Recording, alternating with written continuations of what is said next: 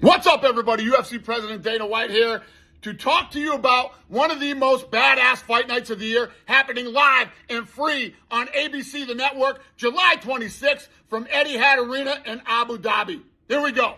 In the main event, we have number 5 ranked Robert Whittaker taking on Reinier de Ridder.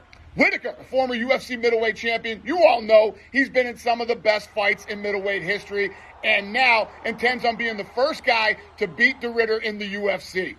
De Ridder is a former middleweight and light heavyweight world champion and has finished everyone he has fought in the UFC.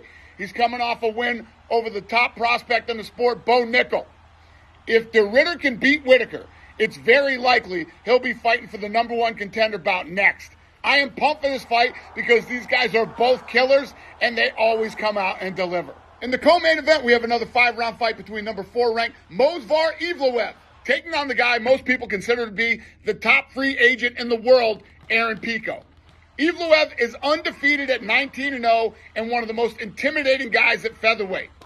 Aaron Pico is a ridiculously violent striker and a very high-level grappler. Pico has had hype behind him since he was a teenager because of his skill and fighting style, which people compare him to the likes of Justin Gaethje or Dustin Poirier. If Movsar can get the victory, he will likely be the next contender for the title against Alexander Volkanovski.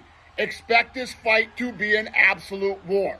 Just added, former UFC champion and number 3 ranked bantamweight in the world, Petr Yan, will be taking on the very explosive Marcus McGhee, who earned this fight by going 4-0 in the UFC with 3 finishes and 3 post-fight bonuses.